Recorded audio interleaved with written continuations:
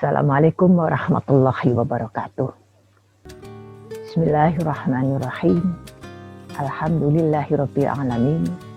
Wassalatu wassalamu ala sayyidina Muhammadin wa ala alihi wa ashabihi ajma'in. Amma ba'du. Baiklah saudara saya sekalian, kita lanjutkan pada kesempatan ini. Tema kuliah kita adalah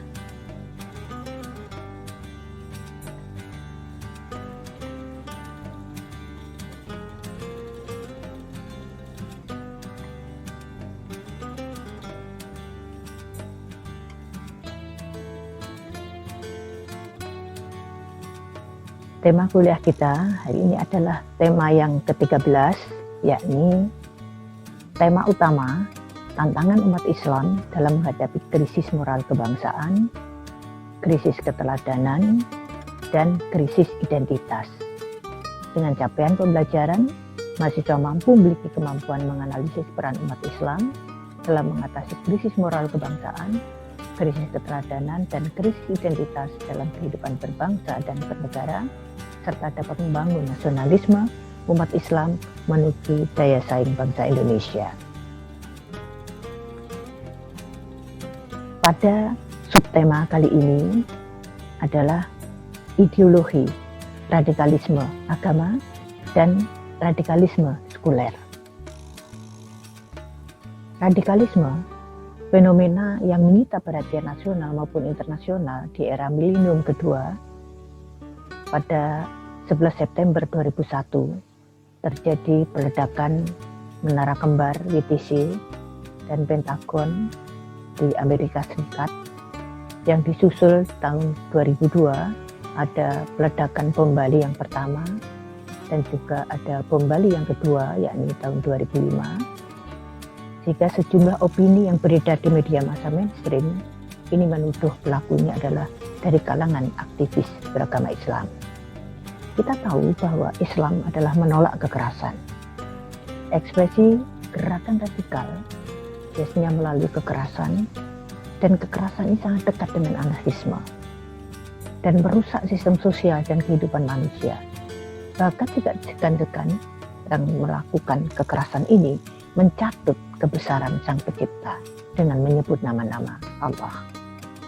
Islam cinta perdamaian dan penuh kasih sayang. Kalau kita melihat sejarah bagaimana perjuangan dakwah Nabi Shallallahu Alaihi Wasallam dan para sahabatnya ketika 10 tahun berada di Mekah, memperoleh embargo ekonomi, intimidasi, kesedihan bertubi-tubi, bahkan ada upaya-upaya untuk membunuh baginda Rasul Shallallahu Alaihi Wasallam. Sejarah mencatat, suatu saat Rasulullah berdakwah kepada bangsa Taif.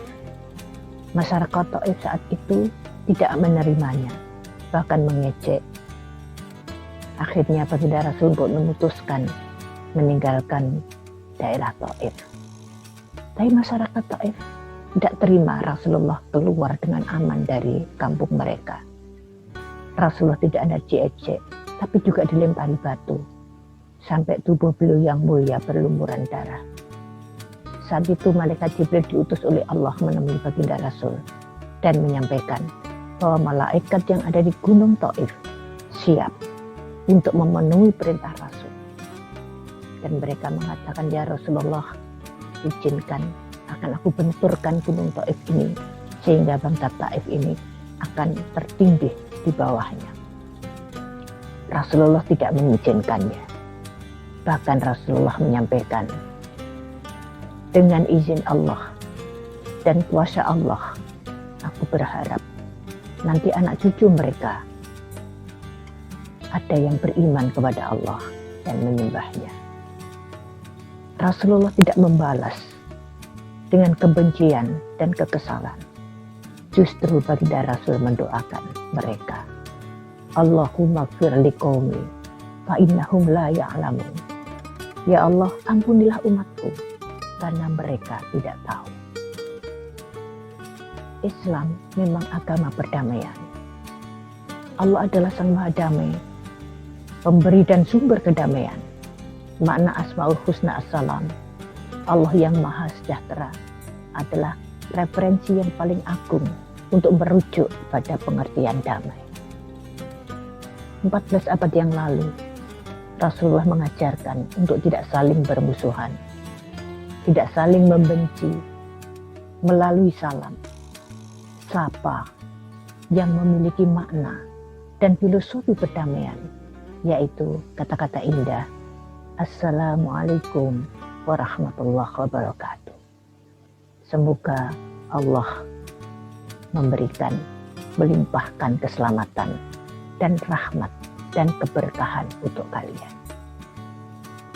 Ucapan salam bukan sekedar tegur sapa, akan tapi mengandung filosofi yang saling mendoakan, tidak saling membenci, apalagi melukai, baik dalam perbuatan, lisan maupun pikiran, agar mereka mendapatkan keselamatan baik di dunia maupun di akhirat.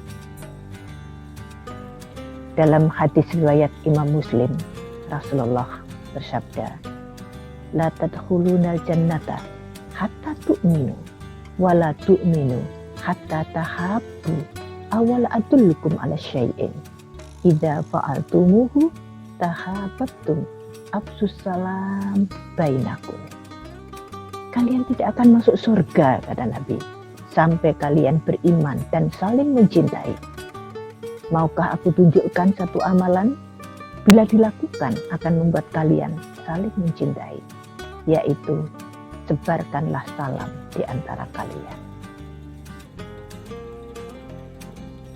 Dalam hadis yang lain, diriwayatkan oleh At-Tabrani, Innama yarhamullahu min ibadihi ruhama. Sesungguhnya Allah hanya menyayangi hamba-hambanya yang penyayang. Ar-Rahimuna yarhamuhumur rahman, irhamu man fil ardi, yarhamkum man fis sama. Para pengasih dan penyayang dikasih dan disayang oleh Ar-Rahman, yaitu Allah yang Maha Pengasih lagi Maha Penyayang.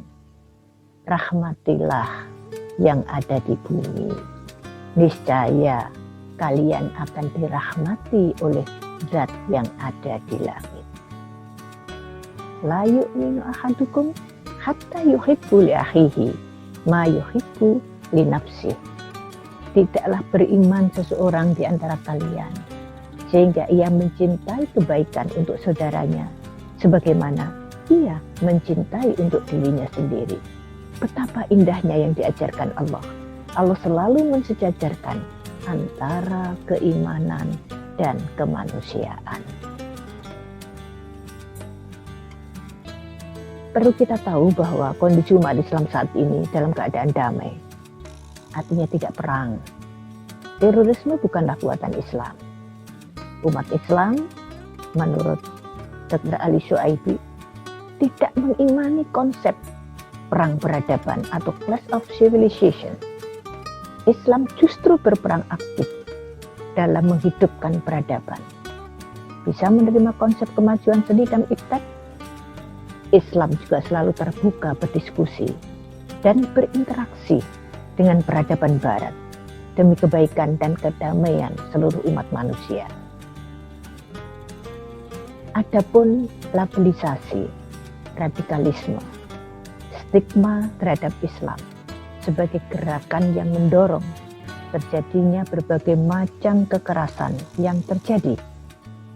Melakukan terorisme di dunia adalah kebanyakan pandangan barat tentang Islam yang bersifat mengeneralisasikan.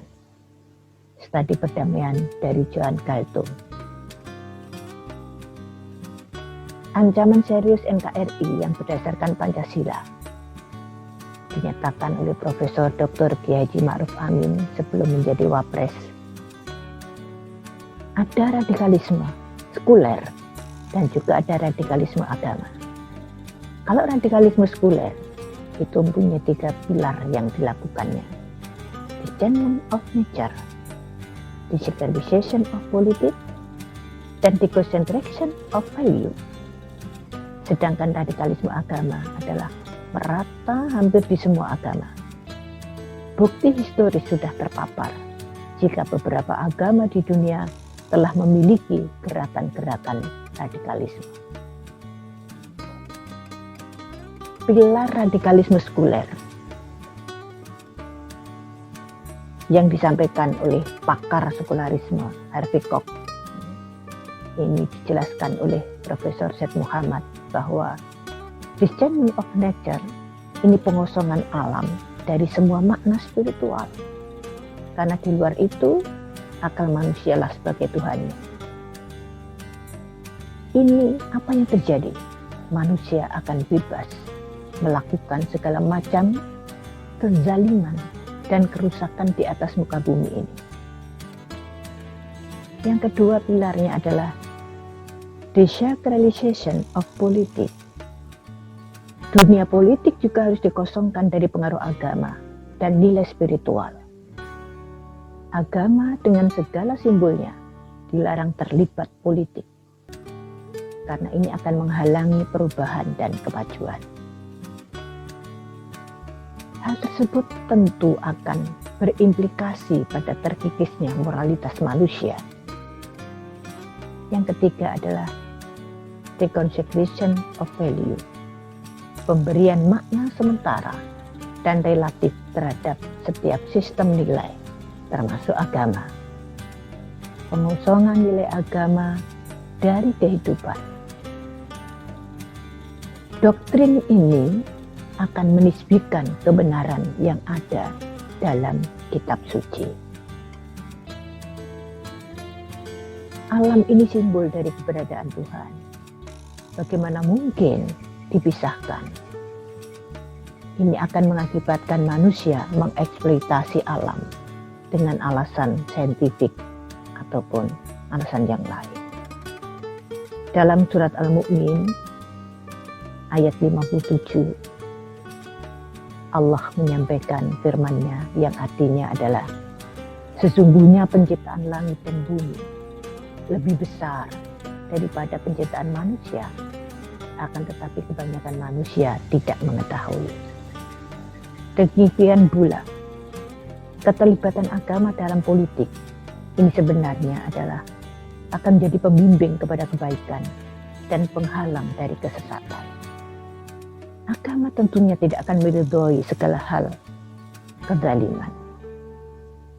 Agama akan membimbing nilai-nilai kemanusiaan yang bersumber dari hukum Tuhan, hukum alam, dan sifat-sifat sosial manusia secara horizontal yang dianggap penting sebagai fondasi kehidupan bangsa Indonesia untuk membangun relasi antar sesama. Radikalisme sekuler melakukan pembangkangan terhadap nilai-nilai karena itu dianggap nilai-nilai yang relatif. Karena semua hal dianggap relatif, maka manusia sekuler akan menolak konsep-konsep wahyu yang tetap. Orang beragama sudah tidak ada artinya lagi, karena hanya merupakan agama yang benar secara relatif. Indonesia memang bukan negara agama, tapi bukan pula ingin mengeliminir agama dalam kehidupan berbangsa dan bernegara. Jika agama diperlakukan demikian, akan membahayakan NKRI, sekaligus membahayakan dasar negara Pancasila, yang sila pertamanya adalah ketuhanan yang Maha Esa. Oleh karena itu, bahaya radikalisme sekuler ini juga bertentangan dengan ideologi negara Pancasila. Bangsa Indonesia adalah bangsa yang religius, menempatkan agama di atas segala-galanya. Upaya untuk memisahkan agama dari kehidupan bangsa Indonesia ini menggambarkan sikap yang ahistoris, juga merusak jati diri dari bangsa Indonesia. Tanpa pertolongan Allah SWT, tidak mungkin bangsa Indonesia bisa merebut kemerdekaan dari cengkeraman penjajah. Tidak mungkin bambu runcing bisa mengalahkan senjata yang lengkap dan canggih kalau tanpa rahmat, kasih sayang, dan pertolongannya. Dalam alinea ketiga pembukaan Undang-Undang Dasar 45, jelas tertera di situ, atas berkat rahmat Allah yang Maha Kuasa dan dengan didorongkan oleh keinginan luhur supaya kehidupan kebangsaan yang bebas, maka rakyat Indonesia menyatakan dengan ini kemerdekaannya. Oleh karena itu, sama-sama yang harus mendapatkan perhatian dan kewaspadaan yang seimbang adalah radikalisme sekuler dan juga radikalisme agama. Radikalisme sekuler, negara harus hadir untuk penanggulangan bahayanya. Masyarakat juga harus meningkatkan kewaspadaan yang tinggi. Sedangkan radikalisme agama, negara sudah hadir lewat BNPT, Badan Nasional Penanggulangan Terorisme, lewat Densus 88. Masyarakat juga dituntut untuk berperan aktif dalam menanamkan tentang bagaimana menghargai pluralitas, bagaimana untuk meningkatkan toleransi. Baiklah saudara sekalian, untuk subtema dari pertemuan ke-13 ini saya kira cukup sampai di sini. Insya Allah kita akan ketemu lagi pada materi berikutnya, dan jangan dilupakan, buatlah mapping gerakan-gerakan radikalisme agama di dunia, kajian secara historis, dan juga apa saja yang harus dikritisi berkaitan dengan radikalisme agama. Semoga bermanfaat. Salam sehat. Wallahul muwaffiq ila aqwamit thoriq. Wassalamualaikum warahmatullahi wabarakatuh.